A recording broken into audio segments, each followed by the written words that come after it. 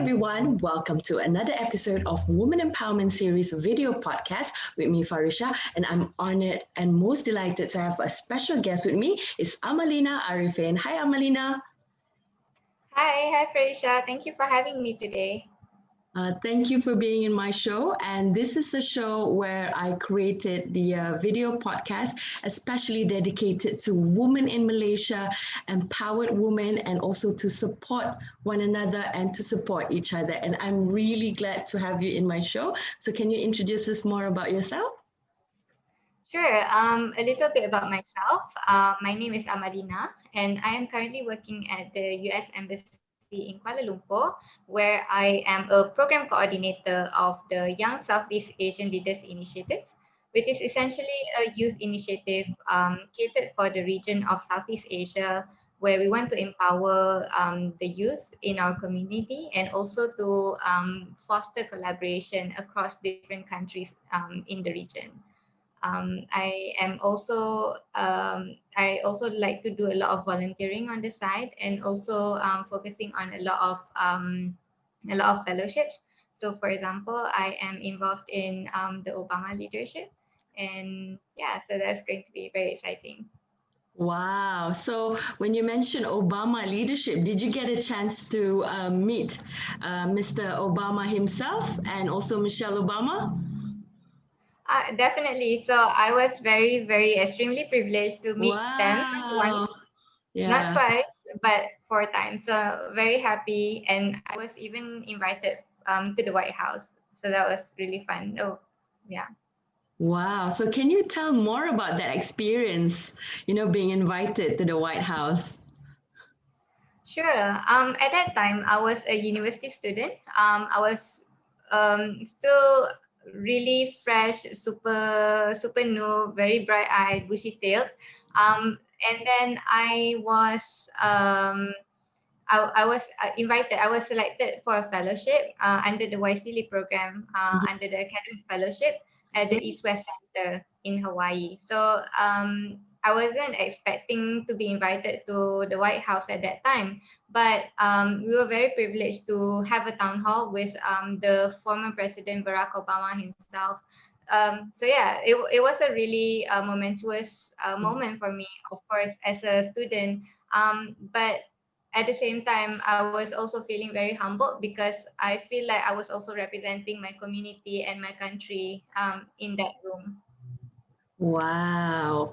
Yeah, because I really want to meet Barack Obama and also his wife in person if I get the chance and opportunity because I watch their reality show. Yeah, and I also read the book Becoming. Yeah, so it's like it's really like wow, And here we are. We have the former president of the United States, Barack Obama, and his wife, Michelle Obama, and both of them are like, they support each other. They support each other's career and they empower one another. So they're like the power couple. So I really look up to them as a source of inspiration. I agree. And I think one of the things that I really love about them is how human they are in terms of their leadership. And I think that they are very focused on their values in terms of leadership. Not just doing something just because they can, but whether they should and whether it's the right thing to do. And I think that's a really good example to be set for the young people.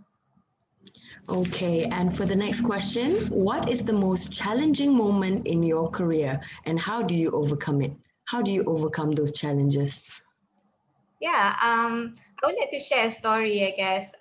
It's not really a story within my career, but within my initiative when I was a university student.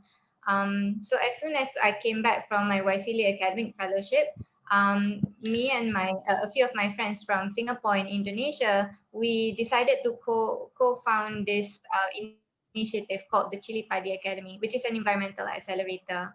But over the years, a year later, I think that it is. I mean, one of the challenging moment for me is to acknowledge and realize the fact that um, what we are and our work is actually um, the cause that we are fighting for is actually bigger than who we are. Yeah. Sometimes the things that we're fighting for goes beyond our lifespan. We might not be able to get the result or the solution that we have been fighting for within our lifetime, and that's something that we have to be that we have to accept within our lives. So during that time, I also decided that I should step back and also pass the torch to people who are younger than me, because I think in order for something to sustain itself, it's best if we continue and sort of swallow our ego and not think that the initiative or like the thing cannot live without us, because ultimately the social cost is much bigger than who we are. So that's something I think that one of the biggest key takeaway.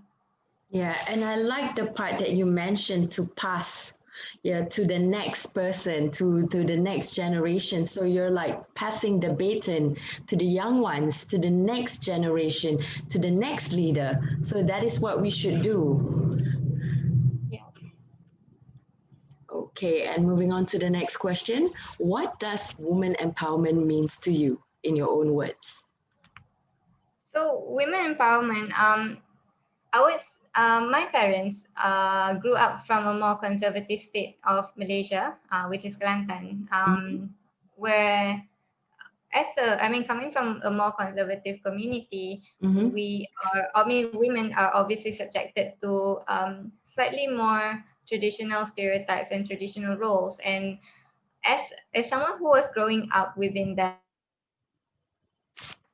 somewhat very claustrophobic to be within, I mean, to be pressured in to put myself into that stereotype. And I think that I can do a lot more.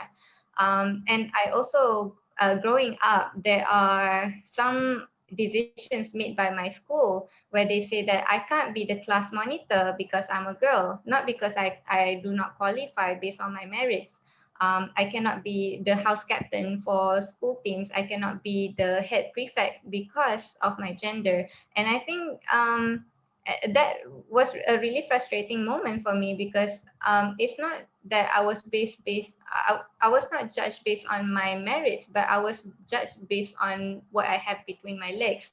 And I don't think that that's a fair comparison.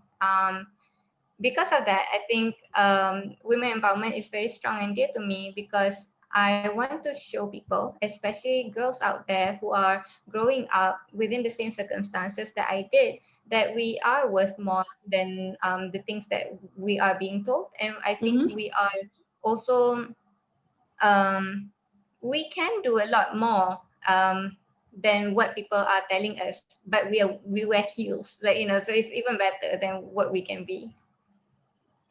Yes, and I think we share the same sentiment, Amalina, because I am a woman empowerment supporter, and we empower and we grow each other. So that is how we grow. So we empower and educate each other. So I strongly support women empowerment because I want to see more women succeed, and I want to see more women to achieve their goals and ambition. And especially in our country, in Malaysia, there's so much more that we can achieve. There's so much more that we can do in Malaysia. And as a developing nation, we're still, getting there. And there's still so many women who, need to, educate themselves, empower themselves, and try to be the best that they can be and to reach their fullest potential. Yeah, and I just want to say, Farisha, I really want to applaud you for this initiative. I think what you do is you are providing women with a platform and the voices, for not just the speakers, but also for the audience to listen and to also hopefully be inspired by it. So I just want to say thank you so much for doing this. What you do is really meaningful, and I hope that you will be able to do a lot more of this. Thank you so much, Amalina. I started this project since 2019, before the pandemic, and I feel that I have to kickstart something, like a passion, something dear to you, something close to you, that you know that in order for you to achieve something, you have to push, you know. So in order for you to achieve something in life, you have to step outside of your comfort zone. You can't be in your comfort zone to achieve greatness. So you have to be uncomfortable. So you have to get out of your comfort zone, and you have to jump, and you have to take risks. And for me, I think taking risks is part and parcel of life. We go through that every day at work, in our personal life. And for me, embarking on this Women Empowerment Project podcast is very close to my heart, because I want to see more women succeed, and I want to see more women to achieve their dreams and ambition, and for them to reach their fullest potential. That's awesome, and I really commend you for it. We need more women like you out there. Yes, and we need to be vocal as well, and we need not to be afraid to, step up and also voice out our concern, and also to be, opinionated. It's okay, and it's also for us to, give our opinion on something, and for us to speak out and say something and do something that we can contribute not only to our community but also to our country, to Malaysia. Yes, definitely. And I feel like there's so much potential among girls and also among great women in Malaysia that really needs to be elevated. We really Yes. need to amplify their voices and their Yeah. potential. Yes, exactly. You're right, Amalina. We need that extra push. Yeah. So we need, other ladies to push us as well. So for us to push each other to achieve that goal. So we can't work in silo. We can't work one person. So we won't achieve anything by working individually in one person. We have to, team up and network. So I Mhm. believe in the value of networking. So when we are stronger, when we network with each other, we're stronger, and that is how we can accomplish great things. Totally agree. I can't agree more. Well said. Okay, and the next question: who are the most inspirational women leaders that you admire in Malaysia and also internationally? Right. So in Malaysia, I would like to go and scale back a few centuries ago to a historical figure whom I admire really, really much. Farisha, I believe that I have mentioned this to you in the previous webinar, but I think one of my ultimate girl crush is called her name is Siti Wan Kembang. Cik Siti Wan Kembang is the queen of Kelantan at that time, and she was a really powerful force of nature. She also proves to the community that one can be a powerful leader, an intellectual, like academic person. She Mm-hmm. was able, she can speak a few languages. She is also a great fighter. She actually enters battles along with with the military. Just generally a well-rounded female figure. And I think she resembles so much strength within Kelantan, and I feel so proud to share the same heritage and same roots as her. But I think I am wondering one day if if she comes back to the society that we are today, whether she's going to be happy with the current state of affairs in our country, and whether she's going to be happy with how women are treated here right now in this a few hundred years later. So that's Malaysia. Mm-hmm. Um, I think another, and I, if we want to talk about more contemporary examples, I would definitely say that I have a lot of friendships where we benefit from mutual respect and also mutual inspiration from each other. I am Mm-hmm. very, very grateful that I have role models whom I can call my friends. So this can range from, like, for example, my friend, her name is Jasmine, and she's like, sort of one of the really young prominent figures in like climate change, trying to deal with like public policies relating to climate change. um, just generally, I think that there's a lot of women out there in Malaysia who are doing amazing things, especially within the youth, and we can definitely see them rising further. If we were to talk about international figures, there's also quite a few. But I would want to say Amal Alamuddin, uh, who is also known as Amal Clooney. But Wow, I love yeah, so her. Yeah, she's I love her so amazing. much too. She is, I think generally I'm really attracted to like well-rounded women who are just beyond, um, they're definitely brains, I mean, beauty with brains, they're beyond their looks.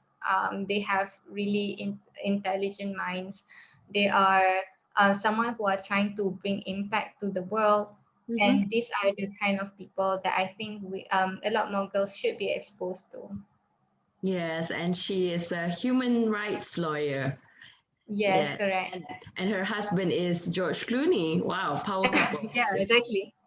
And it's so funny that when George Clooney and Amal goes out together, like people would actually look at Amal with more respect than they would with George Clooney, which is like a really funny thing because he is a an award-winning actor, and yet there is someone who is like a more well-respected figure, which is really interesting. And not obviously for me, Michelle Obama is also a great role Wow, model. she's amazing. She is amazing. I love Michelle Obama and I read her book. And I just have to say, if I get the opportunity to meet her someday, even for a chat or for a teh tarik, yeah, Yeah, she's like, wow, with all of the things that she does to empower women and girls in the yeah, States. And she does a lot of advocacy work and Barack Obama, he was here in Malaysia, right? And he yes, yeah, and he talked about his foundation, Obama Foundation, and empowering more women and girls, yeah, to get a education and how education is really important for us to change the world. And they really yeah. emphasize on education. That's so true. Yep. Okay, and we almost reached the end of our podcast. And the final question: what is your advice to the youth out there, the millennials, the Gen Z? Well, I wanna tell them that first and foremost, find your voice. This is obviously figuratively because I think that a lot of people are very, very insecure and have really low self-esteem to Mhm. even think that their voice actually matter. I want to say that it's so important for us. I mean, like for them to find their voice, but also for those who have found our voice to amplify the voices of those who are usually not heard of. The second thing I want to tell the people out there is I want you to to use your youth to explore yourself and find your values, the values that matter to you. Because ultimately, when you are going to face challenges in life, Mhm. what is going I mean like ultimately what you have is your values. It's so easy for you to make life decisions, but if you are guided by the right values, then you are most likely going to make the right choices in life. So that's something a small thing that I would offer to people out there. Okay, thank you so much, Amalina, for your tips and advice. And I hope for those of you who are watching this, you get a daily dose of inspiration and also wisdom and also tips and advice from Amalina. And if you want to follow Amalina online, what is your FB, Instagram, and also LinkedIn so people can follow you online? Sure. So usually, my Facebook, my Instagram, my LinkedIn, I just put as Amalina Arifin. So you can just find me at Amalina Arifin. You should be able to find me, and I am more than happy to connect with all of you out there. Okay, thank you so much, Amalina. Thank you so much for being in my podcast, Women Empowerment Series video podcast. Thank you for inspiring and also motivating people out there. Till then, stay safe, take care. Bye. Thank you so much. Thanks for having me. See you.